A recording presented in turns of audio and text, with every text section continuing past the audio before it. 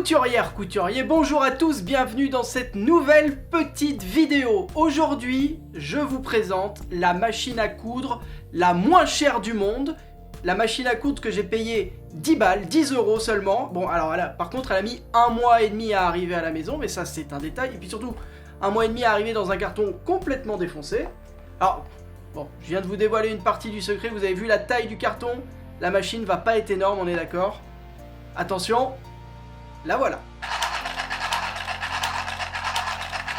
Alors peut-être que comme moi vous avez été spammé complètement de publicité. En ce moment, où que j'aille sur les réseaux sociaux, sur Amazon, sur n'importe quel site, je vais avoir des pubs pour ce truc là. Et donc j'ai voulu tester, ça coûtait pas très cher au moment où je l'ai commandé, je l'ai payé exactement 9,97 €. Je suis allé voir aujourd'hui, là au moment où je tourne cette vidéo, le prix a un peu augmenté, il est à 13 €.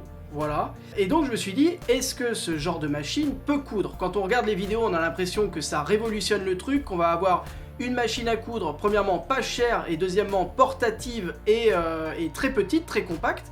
Donc je me suis dit, pourquoi pas essayer? Est-ce que ça tient ses promesses? Et la réponse est en vidéo maintenant. Alors, vous l'avez déjà un petit peu aperçu, voilà à quoi ressemble cette machine à coudre. Je mets des guillemets, hein, machine à coudre, parce que vous allez voir un peu plus loin dans la vidéo que bon, c'est une machine, elle fait un peu de couture. Maintenant, à dire que c'est une véritable machine à coudre, il y a quand même, il faut prendre des pincettes. La première particularité que vous apercevez peut-être, il n'y a qu'un seul fil. Contrairement à n'importe quelle autre machine où vous allez avoir un fil supérieur et un fil inférieur, un fil qui va être dans une canette, là vous avez juste cette espèce de canette qui est déjà installée sur la machine, qui est déjà enfilée, et c'est tout. Donc comment ça marche? Est-ce qu'avec juste un fil on peut réussir à faire une couture qui tient? Je vais essayer de vous montrer ça. Pour faire fonctionner cette machine à coudre, il va falloir 4 piles AA. Et alors, petite précision, ces piles ne sont pas offertes au moment où vous achetez la machine, il faut donc les rajouter. Et je pense que j'en ai eu pour plus cher de piles que de machines à coudre. Mais il y a un petit truc que je n'ai pas testé, vous pouvez également faire fonctionner cette machine grâce à une alimentation secteur. Là, c'est le petit interrupteur qui va nous servir à faire fonctionner la machine. En gros, ça fait office de pédale. Pédale de rhéostat qu'on a habituellement sur une machine. Là, ça va s'activer avec un doigt. Et donc la machine est livrée avec tout un tas de petits accessoires. Il y a une aiguille de rechange. Il y a 2 canettes de fil déjà enfilées. Un petit accessoire pour faire passer le fil dans le chat de l'aiguille. Et cette espèce de tige blanche, je vous montre un peu plus loin à quoi elle sert. Et donc les aiguilles à coudre utilisées par cette machine, problème à nouveau, ce ne sont pas des aiguilles standards. Ça va être une aiguille un peu spéciale, avec cette espèce de partie creuse à l'avant. Et honnêtement, moi j'avais jamais vu ça avant. Je sais pas si ça se trouve en magasin facilement, si c'est possible de les changer, s'il y a plusieurs types d'aiguilles, par exemple des aiguilles pour le jean, des aiguilles pour le stretch, des aiguilles enfin voilà, différentes grosseurs. On n'a aucune idée, je ne sais pas ce qui a été installé sur la machine. Voilà, je crois qu'on n'est pas à ce niveau de perfectionnement, on a juste une aiguille pour la machine et point barre, quoi. Posez pas trop de questions surtout. La bonne surprise quand même avec cette machine, ça va être les griffes d'entraînement qui se trouvent juste ici et qui vont servir à faire avancer le tissu comme sur une machine à coudre normale. C'est vrai qu'en commandant la machine, moi j'avais imaginé qu'il aurait fallu tirer le tissu régulièrement pour avoir le point. Au final, le tissu va avancer normalement, comme sur une machine classique. Pour l'enfilage, c'est assez simple, bien qu'il faille de bons yeux. On commence par insérer ce petit tube dans la canette. On vient la fixer juste ici. On fait attention de ne pas faire tomber le ressort qui est déjà en place. Et ensuite, le fil, il va falloir le faire passer par cet endroit. Puis, juste là, alors cette partie-là, ça fait office en fait de bloc de tension. Jusqu'à présent, c'est plutôt simple. Ensuite, le petit crochet qui se trouve à l'intérieur, ici. Et enfin, dans l'aiguille. Et alors là, je vous conseille vivement d'utiliser le petit outil qui est fourni avec la machine pour le faire passer dans le chat de l'aiguille, parce que vraiment, c'est tout petit.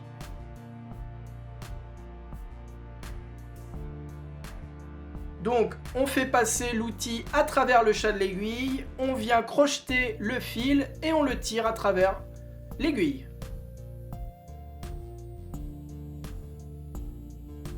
On fait passer le fil sous le petit pied de biche, là l'espèce de grande languette qui vient presser le tissu contre les griffes d'entraînement, et on va pouvoir se mettre à coudre. Et c'est là que ça devient intéressant. Est-ce que cette machine va être capable de faire des points? Est-ce que les points vont tenir? Je vous montre. Je coince mon tissu sous la languette. Et ensuite, c'est assez basique, il me suffit d'appuyer sur le petit bouton situé au-dessus. Et ça va coudre tout seul. Alors là, je n'ai qu'une seule épaisseur de tissu. On est vraiment sur un point qui ne sert à rien du tout. C'est pour montrer que ça fonctionne à peu près. Donc voilà le point vu du dessus. Vous voyez que ça ressemble carrément à un point classique de machine à coudre, au point droit. La seule différence par rapport à une vraie machine à coudre, c'est que je ne vais pas pouvoir choisir sa longueur. J'ai aucun bouton de réglage à ce niveau-là. Je peux absolument rien faire. La seule chose que je peux faire, c'est appuyer sur le bouton et basta. Voici le point vu du dessus. Et quand on retourne le tissu, c'est là qu'est la surprise. Le dessous ressemble à ça. En fait, on a une espèce de point de chaînette, un peu comme on aurait eu avec une recouvreuse par exemple, sauf que la recouvreuse, ça va utiliser entre 4 et 5 fils, je crois, pour faire le point de chaînette. Là, il n'y en a qu'un seul, donc forcément, c'est censé être un point hyper solide à la recouvreuse. Là, pas tellement en fait. Donc c'est des espèces de petits nœuds, le fil en fait s'emboîte dans lui-même avant de ressortir, et ça donne ce truc là. Et du coup, qui dit fil unique dit qu'il va falloir faire un point d'arrêt un peu différemment de d'habitude. Là, vu qu'il n'y a pas de possibilité de faire un point en marche arrière, il va falloir, avec le fil au début et à la fin, prendre le fil et faire un nœud directement à la main, comme vous auriez fait avec une couture à la main en fait. Bon, c'est un peu décevant jusqu'à présent, mais la promesse de la machine, c'est de pouvoir coudre du jean. Ce qui pourrait être intéressant, par exemple, c'est d'avoir toujours avec soi, en voyage, en déplacement, j'en sais rien, cette petite machine pour pouvoir, par exemple, refaire un ourlet de pantalon. C'est vrai que ça pourrait être cool. Voyons comment ça marche avec du jean. J'ai donc pris ce petit morceau de denim. Il est plus épais quand même que le morceau de tissu que j'avais testé juste avant.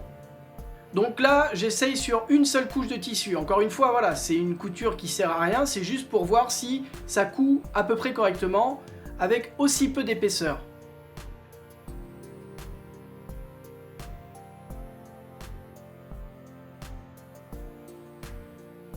Bon, là, rien à dire, ça marche. Essayons avec 2 épaisseurs de jean.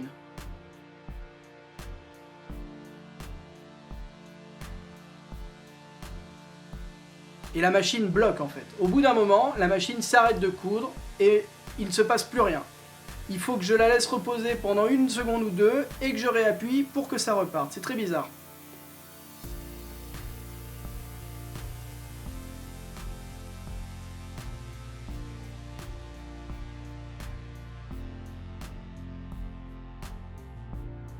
Voilà, rebelote, ça bloque.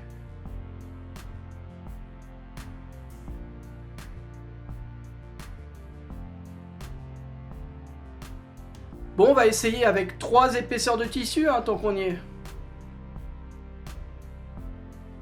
Donc j'ai plié ce morceau de tissu en 3, un peu comme si on avait un ourlet à refaire. On plie une première fois, on plie une seconde, du coup il y a 3 épaisseurs de tissu à assembler.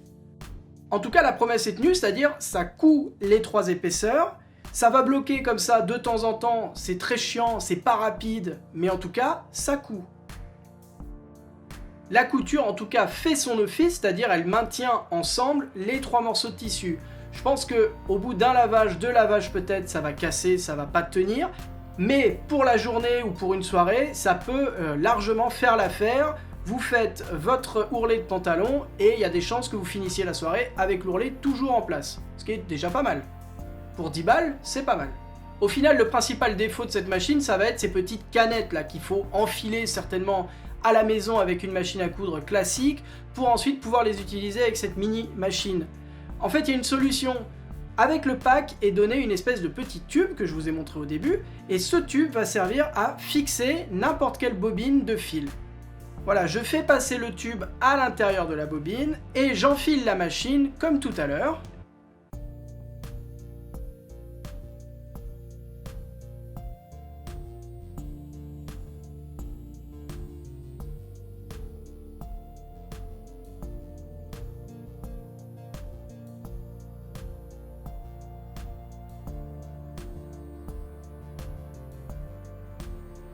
Et maintenant, j'ai plus qu'à coudre normalement. Est-ce que je vous recommande l'achat de cette machine à coudre? Honnêtement, non, jamais de la vie. Si vous avez déjà cousu dans votre vie, si vous avez déjà manipulé une vraie machine à coudre, vous allez être hyper frustré. On est sur une machine quand même très bas de gamme. On est sur quelque chose qui fait des points qui vont être fragiles, sur lesquels il va falloir faire des nœuds en début et fin de couture. On est sur un truc qui est quand même très lent, très faible. Et voilà, c'est quand même très compliqué de pouvoir comparer ça à une véritable machine à coudre. Ça coud, voilà, c'est une machine qui coud. Mais est-ce que c'est une machine à coudre? Honnêtement, je pense que le nom est un peu galvaudé à ce niveau-là. Merci à tous d'avoir suivi cette vidéo. Si ça vous a plu, vous connaissez la rengaine. Vous n'hésitez pas à me laisser un petit pouce en l'air, un commentaire pour me dire ce que vous pensez de cette machine et à vous abonner à la chaîne si ça n'est pas déjà fait, c'est juste en dessous. Je vous propose également de m'encourager en regardant une petite publicité, ça se passe sur Utip. Le lien est dans la description. J'ai également un Tipeee si vous voulez faire un don un tout petit peu plus conséquent. Moi, ça m'aide énormément. Et puis voilà, je vous dis à très bientôt pour une nouvelle vidéo. Bye bye!